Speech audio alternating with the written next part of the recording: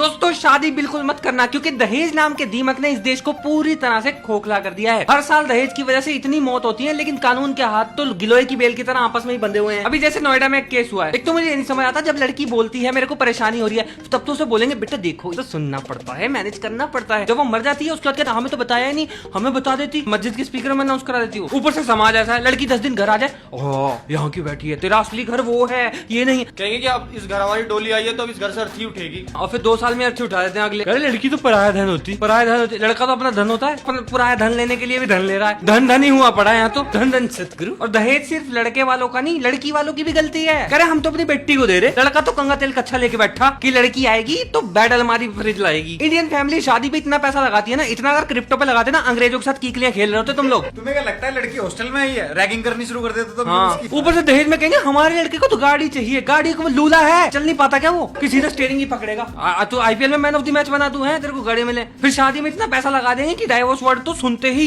रूहें कांप जाती हैं इनकी कि नहीं बेटा पैसा लगाओ है, बदनामी हो जाएगी। भाई अब मत आना यहाँ, हो गई तुम्हारी अब। गाने भी ऐसे बना रहे हैं, ये गलियां ये चौबारा, यहाँ आना दोबारा क्यों क्यों, तुमने रजिस्ट्री नहीं रखी है। भाई वहाँ बैठ के डिस्कस कर रहे होते हैं, बाप की घड़ी नहीं आई, चाचा की अंगूठी नहीं आई, माँ की पंजेब नहीं आई, कह रहे बेल्ट तो आई है।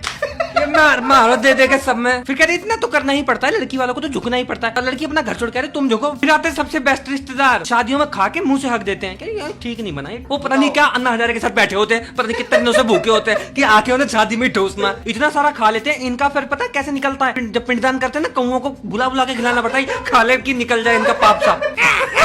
इसकी माँ सही कसर भाई मिलाई में रह जाती है। जेठ हाड़ के महीने में कंबल दे देते हैं, कौन सी ठंड चल रही है तेरे को कंबल लेने पड़ रहे हैं। जो अंग्रेजों को देख, एक दूसरे की अंगूठी डालते, ताली मारते, वाइन पीते, बात खत्म, घर चले जाते। 10 लोग से कम तो आएंगे नहीं, क्यों वहाँ T20 चल रहा है। 100 लोग बोल के 500 लोग बुला लेते हैं एकदम से। अकबर की सेना लेके आ रहे हो क्या, क्या कर रहे हो तुम, दिल्ली जीतनी है तुमने। बीच में तो ये भी कंसेप्ट उठा था, ये निकम्मा कुछ करता नहीं, इसकी शादी कर दो, हाँ ताकि उसे भी लेट उबे साथ वाली को। मैं तो करना नहीं चाहता था, वो तो घर वाले ने दहेज बोल के करा दी। हमें तो ये था कि तू फॉर्च्यूनर लाएगी, तू ले आई स्कॉर्पियो, इंजन का फर्क पड़ गया, इंजन से रिश्ते में फर्क पड़ गया। बताओ कहना मेरे को फॉर्च्यूनर चाहिए थी, स्कॉर्पियो तुझे साले नांगी हो सारे हैं।